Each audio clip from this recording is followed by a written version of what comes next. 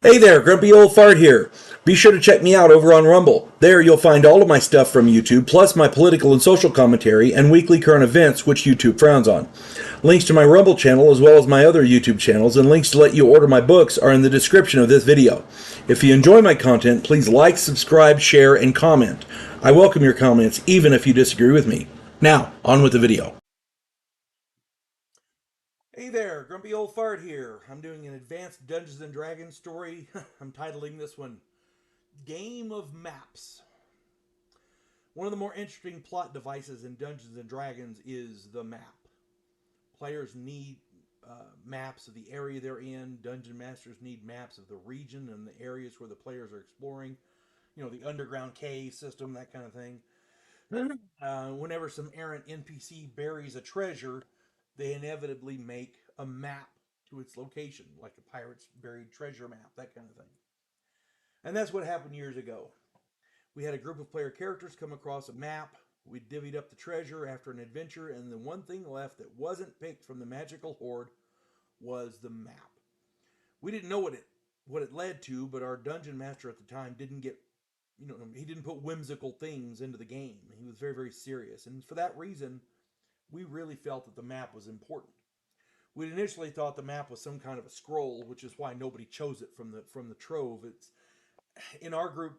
There wasn't a lot of people who could use scrolls, or they weren't scrolls weren't high on our list of stuff, so it was the one thing that was left.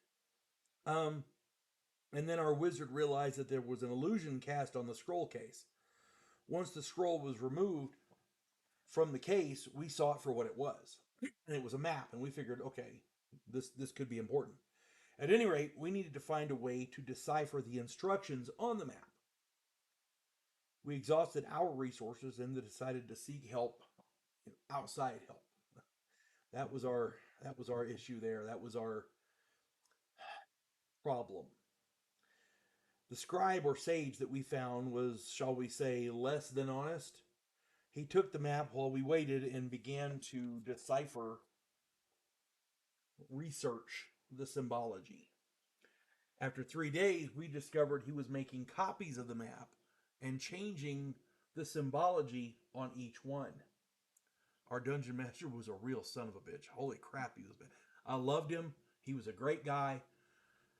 As far as I know, he runs one of the best games ever. But man, he was mean to us. Oh my God, he was mean.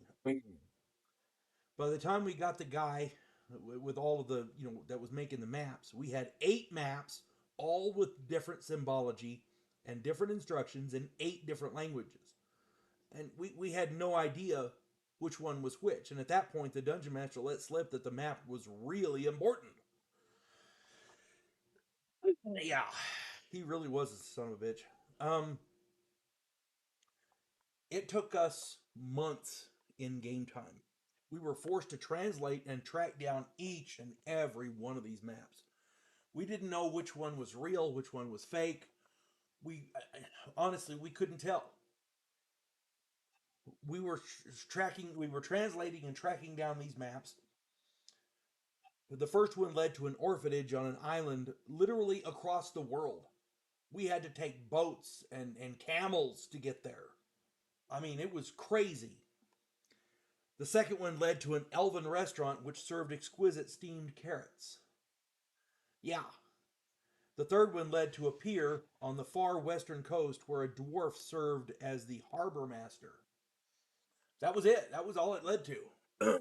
um, and again, you got to translate the map, make sure everything's readable, we understand what it means, figure out the historical connotation, uh, figure out where we're headed, make plans, organize and fund this huge trip to get there to find out there's nothing there. You know, the fourth one led to a library on the northern coast near the ice shelves where we were to find a book that apparently didn't exist. A book that didn't exist. That was the treasure. We looked for weeks on that. It took us months to get there, and then we looked for weeks trying to find it, and then we find out it doesn't even exist. The fifth map led to a sunken cargo ship in the lagoon of a tropical island. There was no treasure, but lots of empty scroll cases. Yeah. The sixth one led to a hollow tree in a dead forest containing an ancient bottle, empty of course, which once held fine elven wine.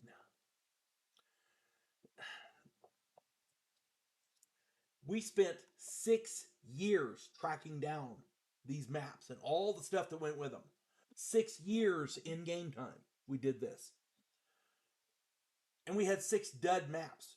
At that point, a major henchman attacked and stole all 8 of the maps, including the 2 we hadn't done yet. By then, we didn't care anymore. We were fed up. We said, okay, screw it. He can have them. We're going to go over here and do this. And our dungeon master named Larry, he goes, but you have to do the last 2. No, we don't. We're going to go off and do this. We're tired of the maps. We're going this way. I have long said, and this is where I get this, by the way. This particular story is where I get this. I have long said, whenever my players tell me what they want, okay, what is it you want us to do? I'm just the dungeon master. I can't tell you what to do. This is where I get that.